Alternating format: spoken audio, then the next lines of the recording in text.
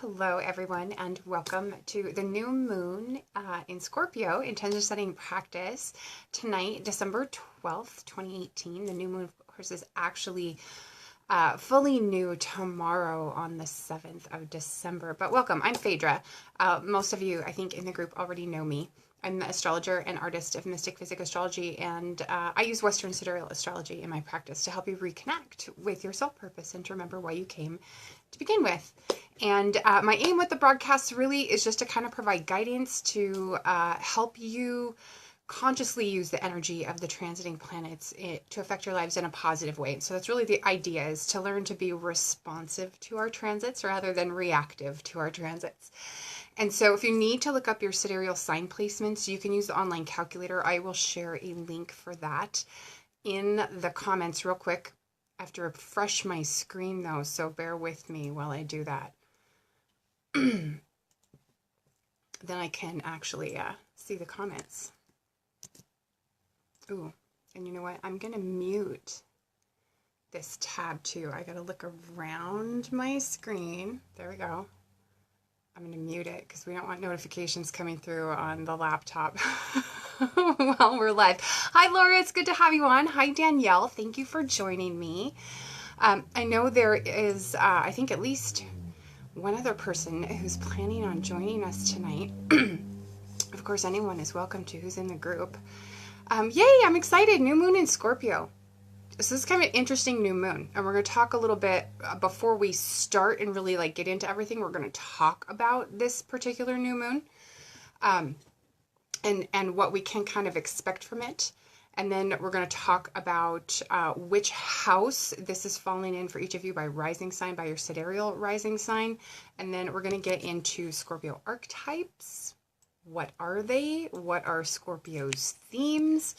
And then we're also going to get into our prompts to help you with your intention setting practice tonight while you think about what it is you want to begin with this new moon and set intentions around that. So there's the link to get your chart if you need to get your sidereal natal chart.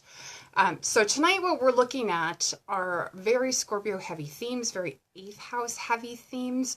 We're going to be exploring a little bit how letting yourself be vulnerable can actually help you move forward. We're going to explore ways that you can kind of demonstrate to the universe that you're ready to move through transformation, that you're ready for change, and that you're ready for new to come into your life. And we're also going to talk a little bit more in depth about the pain of rebirth, okay? and embracing destruction, and how you can do that, even though it's very scary, through having faith in your own highest good. And so that's a little bit what we're going to be exploring tonight with the new moon in Scorpio. But let's talk a little bit about this particular new moon. So this particular new moon arrives tomorrow night. We're just on the eve of it. It's going to kind of bring with it a brand new cycle of transformation and change. And that transformation and change will be structural in nature to some degree, and is likely to kind of burn away any illusions we've been harboring or any denial, states of denial that we've been hiding in around facing the truth and facing facts, basically, in our lives, especially in our house that Scorpio occupies in the sidereal natal chart. Okay?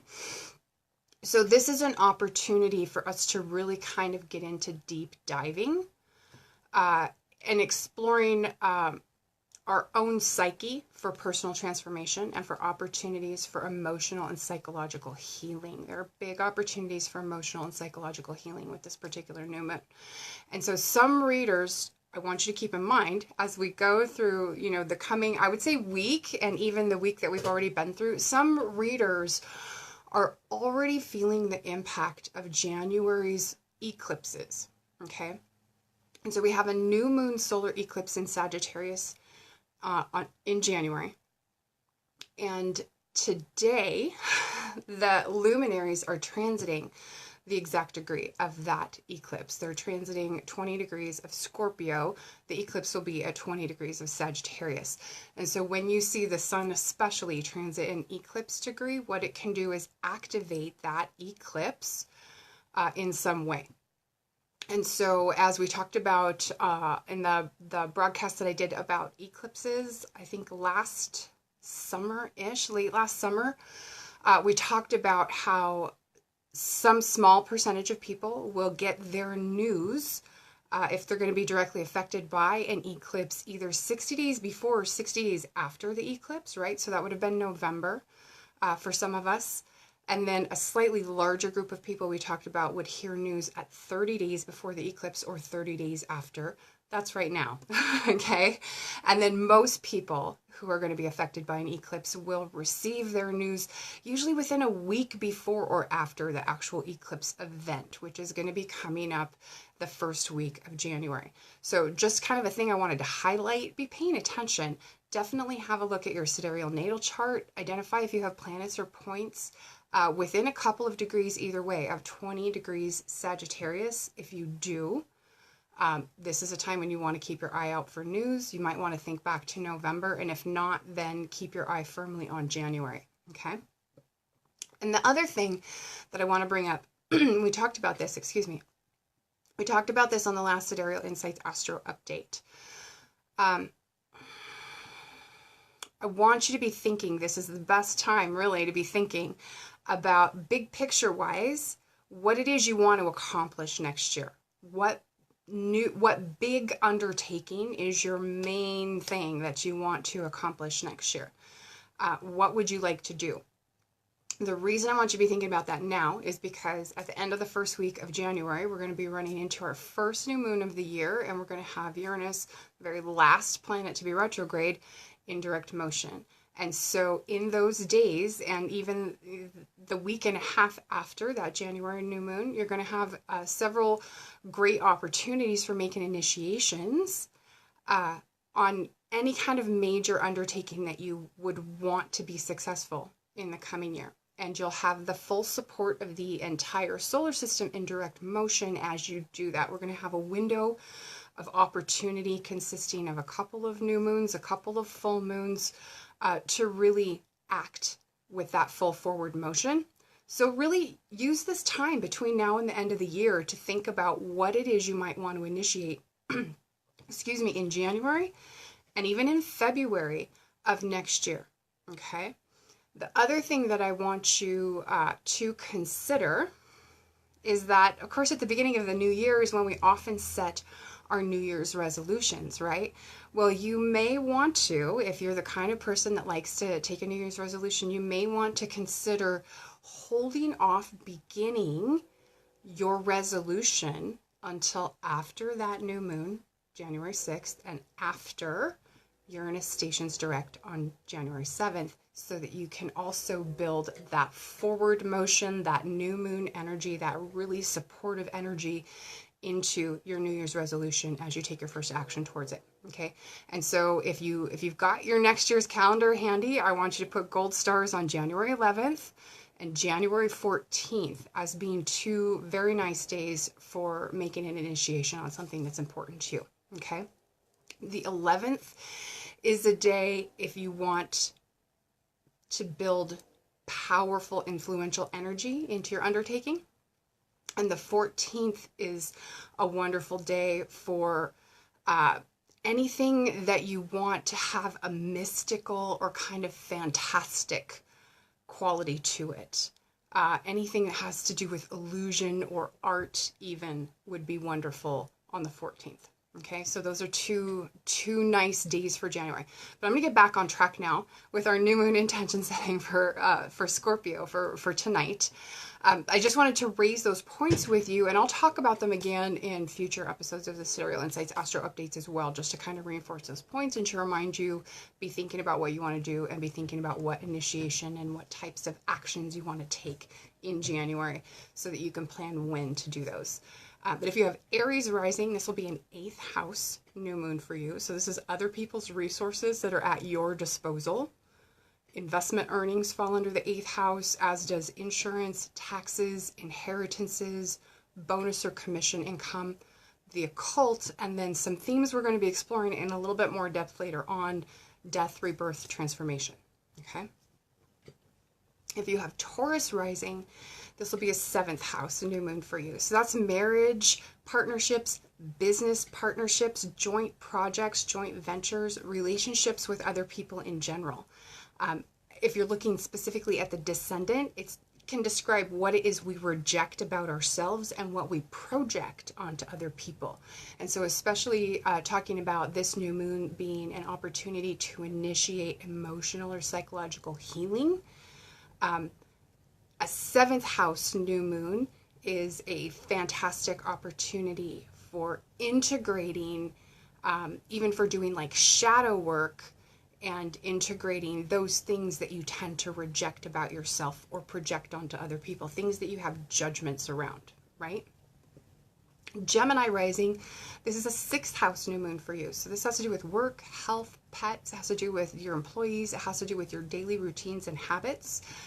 It can be a fantastic time to start, like, say, a new exercise regimen, or to begin a new dietary plan, like to if you want to embark on a healthful eating type of program, you could do that really well right now with the new moon. Cancer, 5th house. So creativity, children, love and romance, not marriage. Remember, that's 7th house.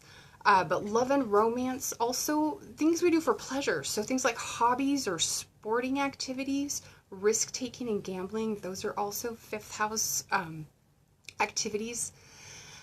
Leo, this is going to be a 4th house new moon for you. So that's home, family, real estate, later life. It can be your parents, one or both parents. For Virgo, it's going to be 3rd house. So this is your immediate environment, your neighborhood or community where you find yourself. Can also have to do with transportation or travel or communication that happens near to you. And I would say probably within about 500 miles. But local travel, local communication, not long distance. The 3rd house also has to do with childhood education and your early childhood experiences. And so you may see those types of themes come up as well, especially for emotional healing or psychological healing. It can also have to do with siblings, extended family like aunts and uncles, and also your neighbors, okay? And then for Libra, this is a 2nd house new moon for you. So wealth, possessions, movable assets, earned income, expenses, and themes around self-worth and your own personal value and the value of your contributions. For Scorpio rising, it's a 1st house new moon. So it's your birthday new moon, and it's when it's your birthday new moon, you get to do what you want with it. It's like having a wild card. But the 1st house specifically speaks to identity and self-expression. Your personality, your physical body, your appearance, your role in the world, and how you interact with your environment. And for Sagittarius, it's going to be a 12th house new moon. So this is privacy and seclusion. Spirituality, unconscious mind is also a 12th house theme. The 12th house rules highly personal or private projects, solo projects. So things that you either do alone or that you do kind of behind closed doors, that you do in secret even potentially. But say like if you work in a studio, you work closed away from the world, that kind of work, okay? And it can also have to do with spiritual practices or even just institutions of seclusion, okay? And for Capricorn, 11th house, so friends, organizations, hopes, and dreams, those are the themes of this new moon for you if you have Capricorn rising. And for Aquarius, 10th house, so career, achievement, awards and recognition, status and reputation. And finally, for Pisces, this is a 9th house new moon. And so the 9th house has to do with long distance travel and long distance communication, right? So publishing or broadcasting, that's considered long distance, or large audiences, right? Also has to do with religion and philosophy and law. It also has to do with higher education, okay? Foreign cultures, foreign travel, that sort of thing, or even foreign people that you might encounter, okay?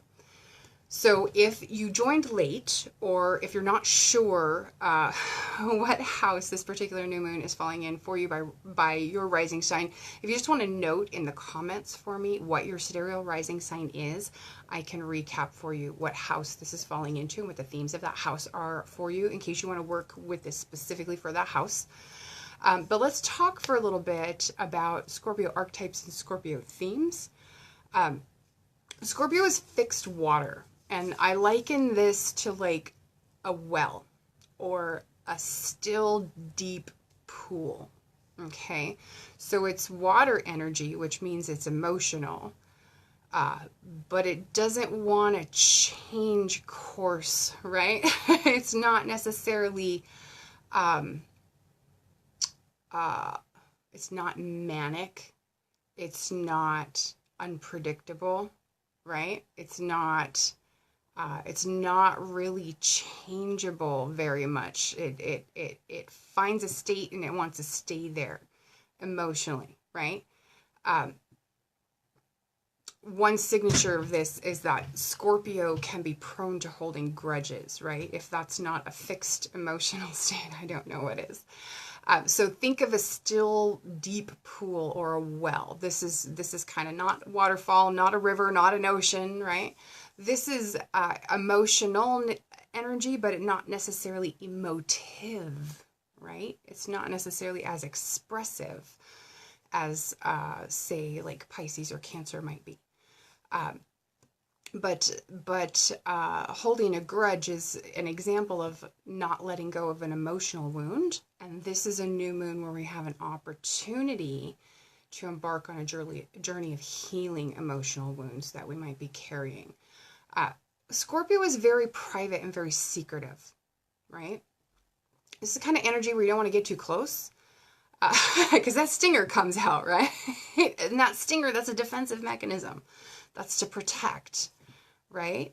Danielle says no more transformation. Sorry, Danielle. I don't think you have much choice in this one. But this means that Scorpio can also be resistant to allowing vulnerability, right? And you might tend to think, as I describe this, of someone you know who happens to be Scorpio sun or moon or rising, that this is reminiscent of. But keep in mind, we all have Scorpio in our chart somewhere, right? We all host that sign, and we all host the rulers of that sign. We all host Pluto and Mars somewhere. And so we can all hold the potential for embodying this kind of resistance to vulnerability, of holding grudges. And these things can hold back our growth and development in the long run. Scorpio can also be kind of manipulative or scheming. It's a very strategic way of being and a very strategic way of thinking. Always making plans, right? And sometimes we can get caught up in that so much that we forget that we're dealing with other people and that people are people. They're not chess pieces, right? So things to keep in mind. But Scorpio traditionally is ruled by Mars. The modern ruler is Pluto. Let's talk a little bit about Pluto. Pluto has domain over death and rebirth, transformation usually that happens through destruction of whatever came before, which can be scary and intimidating, but there's valid reasons for not letting it scare you too much, especially when you're facing it face to face, which is usually when we really are like, whoa, I'm not ready for this. Pluto also rules wealth, secrets, hidden things, and it represents power and control and authority in the chart, right? Mars, however, Mars is action, Mars is aggression, Mars is bravery and courage. And the reason why I want to bring up Mars this time around is because with this particular new moon in Scorpio, we have Mars, a co-ruler, conjunct Neptune, okay? And that Mars-Neptune energy brings in a couple of possibilities into the picture with this new moon. Potentially, say, a spiritual journey, a spiritual exploration, or a spiritual adventure. these are opportunities to step on a path of personal development and self-discovery with that Mars-Neptune conjunction. But that can also potentially play out in ways that deal with destroying illusions, or even conflict brought about by deception. Okay, so just kind of be aware. There's a couple of different ways that Mars conjunct Neptune energy can play out, and it's very much tied to this particular new moon in Scorpio. And so anything that you begin, and especially I would call out that Mars-Neptune conjunction if you want to begin something with this new moon that has, like we were talking about earlier, that fantastical or kind of dreamy energy around it. You could do that on the 14th, would be a wonderful day to capitalize on that. And the Mars-Neptune conjunction is just going to emphasize that nature. So you can funnel what you're doing in the direction you want it to go. And so that's one way that you can be proactive and kind of avoid some of the less fortunate ways that planetary aspects can play out, especially things like a conjunction, which can potentially bring good or bring challenge, right? Excuse me, I'm bumping the microphone. Okay, so let's get back to where we were. So we were talking a little bit about Pluto and what Pluto represents. So Scorpio archetypes, the big one, the psychologist, right? That's the big one. The counselor, the keeper of secrets, right? Or the investigator, right? That's about deep diving. And the researcher, that's the discoverer of secrets, right? The investigator and the researcher. The mystic or the alchemist. And that's the student of secrets or of forbidden knowledge, right? So keeping in mind some of these themes and these archetypes that are represented by Scorpio, and keeping in mind where Scorpio falls in your natal chart, what house he occupies and what the themes of that house are, what I want you to do is consider, excuse me, some of these following prompts while you set your new moon intentions. And I'm going to actually get my book open to the right page now so that I can read to you the little thing on it, right? So keeping in mind those themes, the themes of Scorpio, the themes of the house Scorpio occupies in your natal chart, what action can you take that will allow you to be more open and more vulnerable? Which can be scary, I get that. What is it that you're resisting doing or hesitating to try because you would have to make yourself vulnerable in the doing of it? What is it?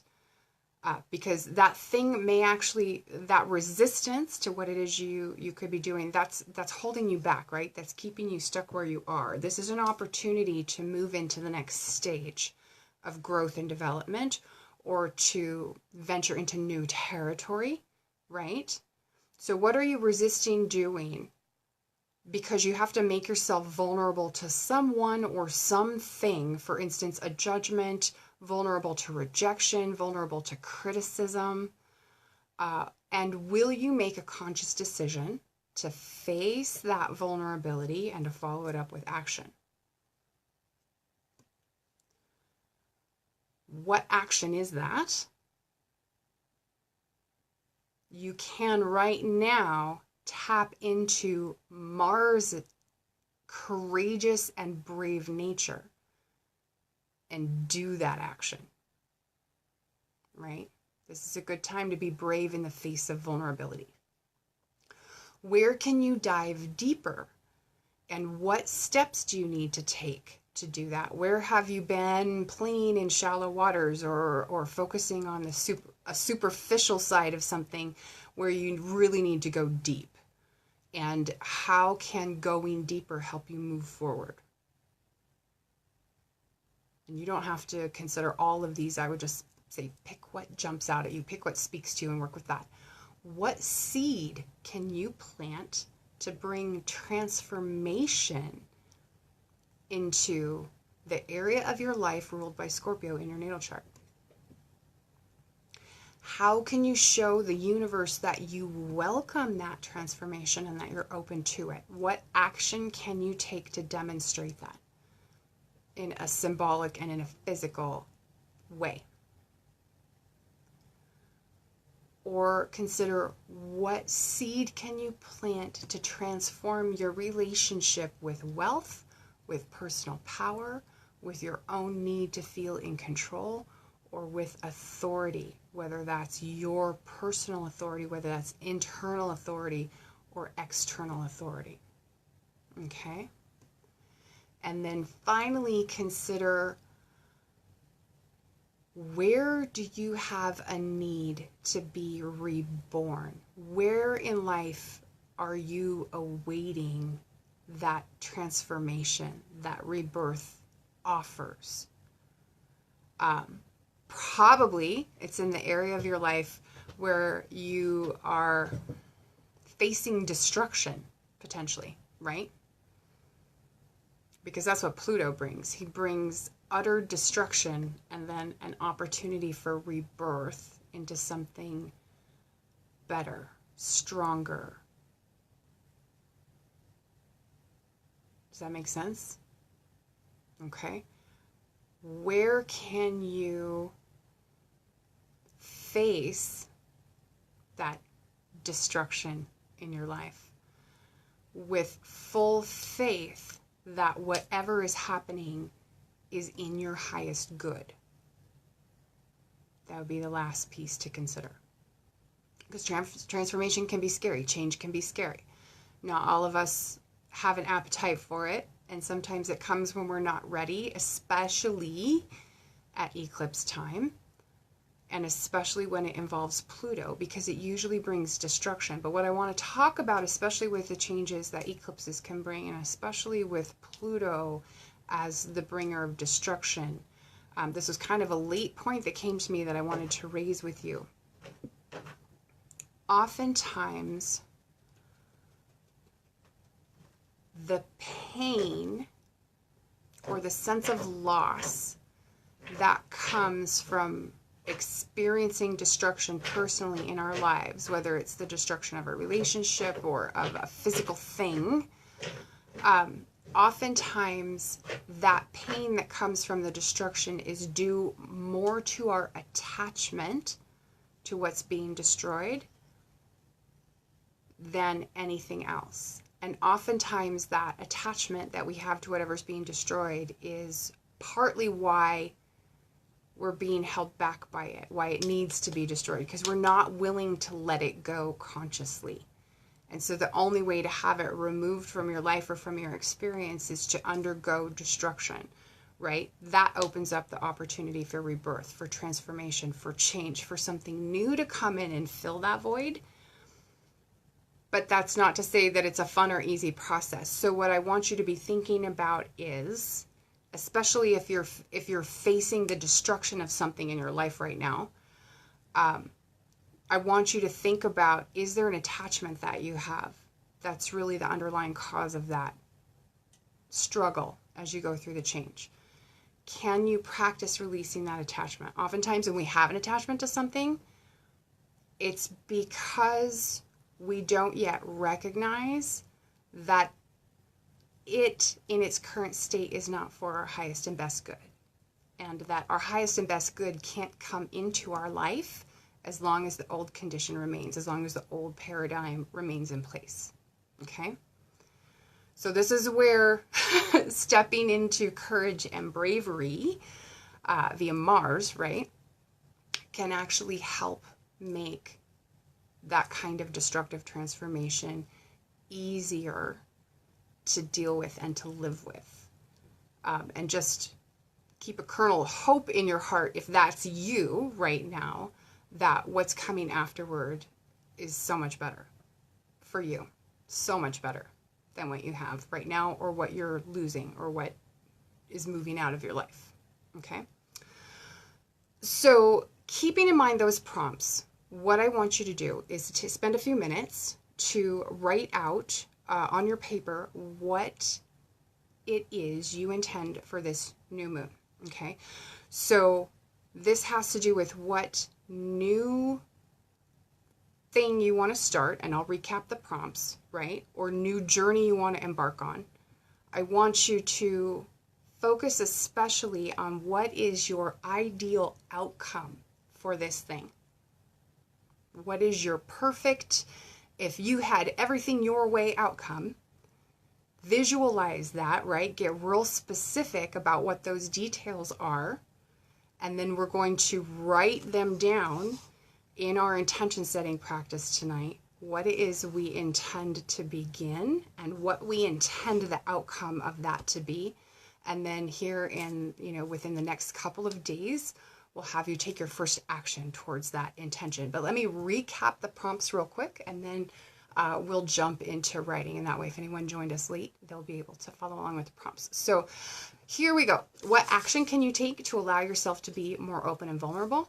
What is it you're resisting doing or hesitating to try because you have to make yourself vulnerable to someone or something like judgment or rejection or criticism? And will you, with this new moon in Scorpio, make the conscious decision to face that vulnerability and actually follow it up with an action? Okay. If you choose consciously to do that, what action are you going to take? Be specific. Okay. Where can you dive deeper? What steps do you need to do that? What steps do you need to take to do that? Excuse me. And how can going deeper help you move forward? What seed can you plant to bring transformation to the area of your life that Scorpio rules in your sidereal natal chart? How can you show the universe that you welcome and are open to that transformation? And what action can you take to demonstrate that? What seed can you plant to transform your relationship with wealth, personal power, with your need to feel in control, or with authority, whether that's an internal or external authority?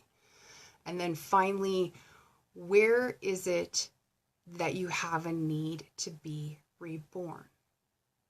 And you don't have to work on all those tonight. Like I said, choose the one that speaks to you most strongly and go with that. We're going to spend a few minutes here writing out our intentions for the new moon in Scorpio.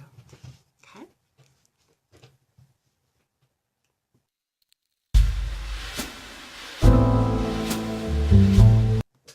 Feel free to take as much time as you need while you're writing. And if you are participating and you need a little bit more time, let me know in the comments.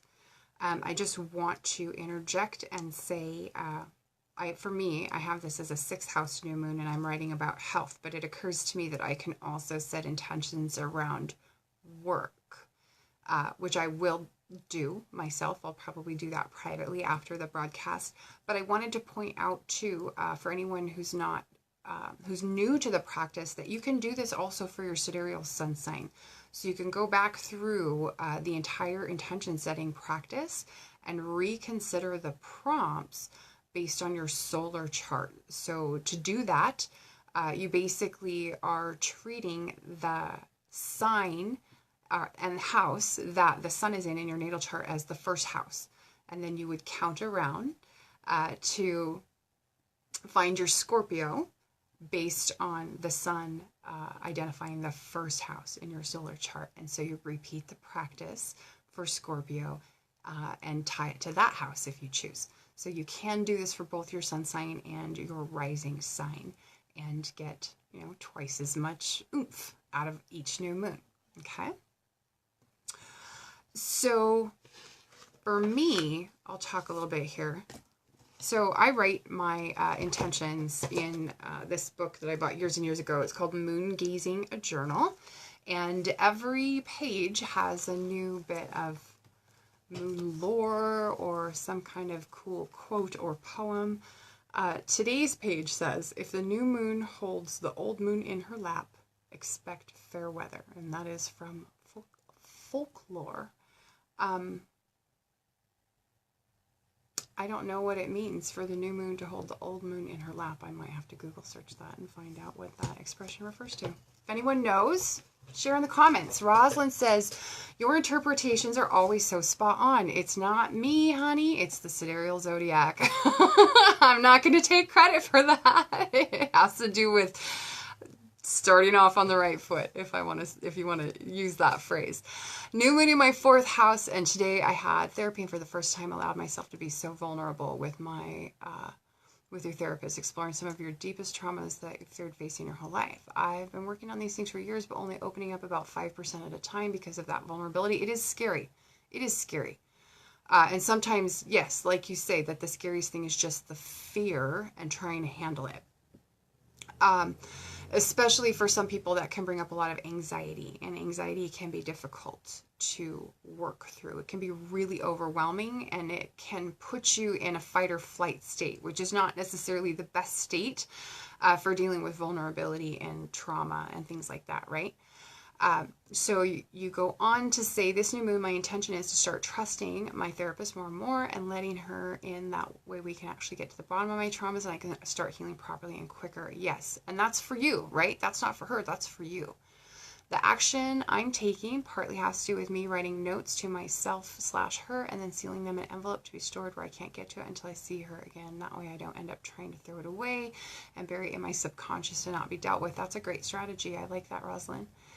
So I think we're finally getting somewhere, and I'm beginning to be vulnerable where I need to and not where I shouldn't be in life. And isn't that the point of having someone like a therapist or a counselor that you can talk to, right? That they can hold space for you to be vulnerable in a way where there at least aren't any physical threats, right? Emotional threats are a whole other beast, and sometimes we carry those around with ourselves, right? But having someone to hold space for you is sometimes what's most important about that relationship. You know, the advice can sometimes be completely extraneous to having someone who can hold space for you. Danielle says, learning to trust again. That can be a challenge too, especially if trust has been violated. It can be difficult to learn to trust again. So let me share. Mine's not quite so deep as what you ladies are sharing, and I kind of feel silly in light of that. I have this in my 6th house though, right? So that's work and health. And so what I wrote down, and this is actually kind of funny timing that these things came up. I wrote down that I intend to rebuild the structures of my daily habits and routines in a way that furthers my emotional, psychological, and physical health. And this has really been a desire of mine to focus on lately, because when I first went to work for myself, when I started my business and became my own boss and began working out of the home, or in the home as opposed to working out of the home, all of the habits and structures that I had in place, all of the daily routines that I had in place, just all went to hell. Okay. A lot of them were centered around my commute or centered around my work schedule. And now all of a sudden those things were in a state of flux. And the habits that I had built up, especially the really healthy ones, all just kind of went willy-nilly to the 4 winds. And so my focus has been, now that I feel like I kind of have a foundation in place for my business, right? And I don't necessarily need to feel obligated to spend 24/7 on my business, to start rebuilding the structures of my habits, right? My daily routines. And so I wrote out that a healthy daily routine includes, for me, daily meditation practice, the 5 Tibetans daily, also referred to as a Tibetan fountain of youth. And it also includes diving deeper into Kundalini yoga practice, which I kind of tested the waters with in the last couple of years, a couple of false starts. I'd really like to explore it in more depth. And then I also wrote down regular exercise 3 times a week. So not quite so intimate as what y'all are sharing. Sorry for being my 6th house. But then, like I said, I'm also going to do this again separately to focus on what intentions do I want to set for work, right? Partly because it's the end of the year. It's time to start thinking about what am I going to accomplish for my job next year, right? And to set some goals and set some plans around that and to do some strategic thinking. So that's where I'm at. Thank you, ladies. Rosalind, yes, you're right. Trust is scary. It does allow a degree of vulnerability. And this is, I don't know if you're familiar with Brene Brown, but I wonder sometimes, I suspect that woman's got a bit of Scorpio going on in her chart because her work centers around vulnerability. And trust is a central part of that. Trust and allowing ourselves to be vulnerable with other people is how we build stronger emotional connections. And that's a lot of what she talks about. That's how we create healthy networks for ourselves in terms of friends and family that we can talk to, who maybe can also hold space for us, or that we can hold space for them, people that we can have an intimate emotional connection with.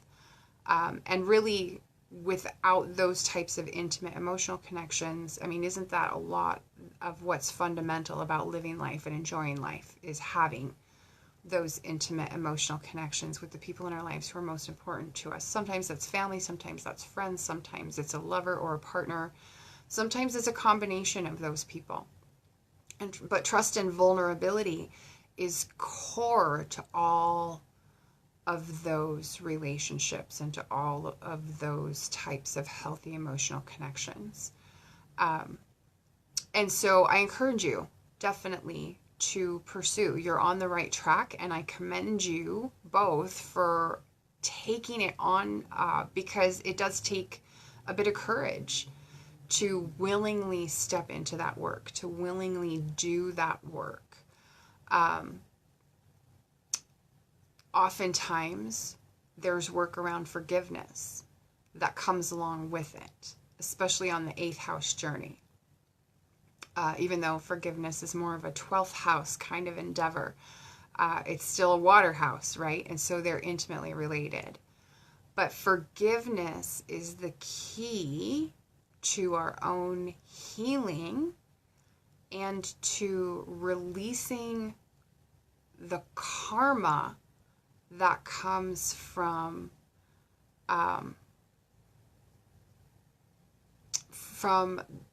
our interactions with other people, right? That maybe didn't go in a good way, right? So keep that in mind on your journey. Forgiveness is often just as much about you, or more about you, than it is about the other person. And healthy forgiveness does not have to mean not having boundaries, right? Like you can forgive someone and still not welcome them into your life because you have healthy boundaries, right? So don't feel like going down that journey, especially if it means that you have to face the possibility of getting into forgiveness and something that you have deep personal wounds around. Don't feel like forgiving it doesn't have to open you back up to be re-traumatized. It can be about moving past and accepting the lesson and saying, okay, this is my line, and no one gets to cross it in the future anymore, right? So keep that in mind. Danielle says, I made my own incense last night, a mix of sages praying for wisdom. That is really cool. I haven't ever made my own incense, Danielle. I'd love to do that. That'd be kind of cool. Awesome. So thank you all for joining me. Let me pull my notes back up because I've been looking at your comments. Let me see if there's anything else I need to cover while we're on. So if you haven't read up on the December overview and short reports, do that. There are not full horoscopes by sign this month. The full horoscopes by sign are taking a hiatus. This month, I wanted to focus on writing up an analysis of the year ahead for 2019. Okay, this is something that I've had on my desk to do. Really, for the last 3 years, I've been wanting to do something like this for you at the end of the year, release something about the year ahead for kind of a broad overview, and then go into more detail for each of the signs. And I haven't done it yet, and partly it's because writing horoscopes is it's a time eater, so it doesn't leave me a lot of time once they're done to work on other writing projects, especially when I do the 4 live streams every month on top of it. So those are taking a hiatus while I work on the year ahead 2019. And then also stay tuned. If you're not on the Mystick Physick email newsletter, you might want to sign up.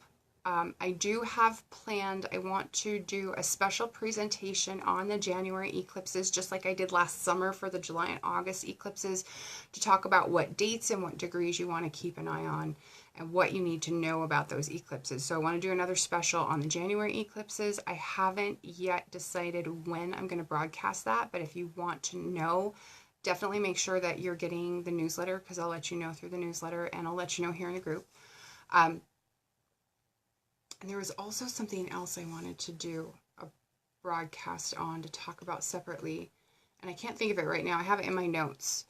But those are 2 other things I want to be working on this month for you. So stay tuned, because we're going to have a few extra live streams just on some other specialty topics later on, probably this month, maybe early January, depending on what the other topic is that I can't think of right now. I wish I could think of it. But I'm not. So, but yes, read the December overview and short reports if you haven't. I am really thinking more and more about switching things up for the new year, and I'm not sure what form that's going to take, but stay tuned, because I've been kicking around some really interesting ideas. So I think I'm going to put together some new ways of coming at ya for the coming year, and I'll let you know when I know more myself what that looks like. And that's it. I can't think. Oh, you know what? I do have one other thing to tell you. So I added, you guys have been on this journey with me of the Ultimate Astrological Planner since I started doing the 2019 earlier this year. So you already know that we rolled out the disc bound version, and you already know that there's an academic version that was released this year, although I don't know why you'd want that now, because we're in December. You might as well just get the annual one. But I just put together an add-on. It's an upgrade. So you have to pick out your planner, and then you can add this on to your purchase. It's a personalization package. Eclipses are coming in January, Danielle. The new moon, the full moon in January, both are eclipses, and I'm pretty sure the new moon in February is an eclipse. I got to double check that one. So January 5th, I think, that's at 20 Sagittarius. The full moon, I have it right here, hold on. The full moon is at 5, almost 6 of Cancer. This is Fagan Bradley Sidereal. And February is just a regular new moon. So there's no eclipse in February. Okay, so 5 January and 21 January are the eclipses. Okay, and so those are the ones I want to talk about a little bit more in depth, and I'll let you know as soon as I have that broadcast scheduled. But personalization. So, of course, those of you who've been with me, you know the Ultimate Astrological Planner has all of the sidereal transits for the whole year, and then I've color-coded the best days for romance, the best days for luck, the best days for business. I now have, with the personalization upgrade, if you order that, what I will do is tailor your planner so that it has your personal transits. So transiting planets in aspect to your personal planets for the entire year, and I will color code the best days for love, luck, and business for you personally based on your own natal chart, not just by transit. So that's a new upgrade. If you haven't got your planner yet and you want that, it's available. There's a longer turnaround time. I'm asking for 2 to 4 weeks for those planners. So if you want personalization, it's available. Just throwing that out there. And I think that's the only other new thing that I had, was that personalization is an option now. But thank you all for joining me, and I appreciate your joining me, and we will see you again. Let's see, when are our next broadcasts? Let me get the calendar pulled up here. So we'll see you again on the 17th for the next Sidereal Insights Astro Update. That's when we'll see you again, if not sooner. And I may have made an announcement before then about when that eclipse broadcast will be. So stay tuned, because I'll be deciding on that here probably in the very near future. But thanks, everyone, for joining me, and I hope you have a lovely and wonderful new moon in Scorpio. And we'll see you again. Bye.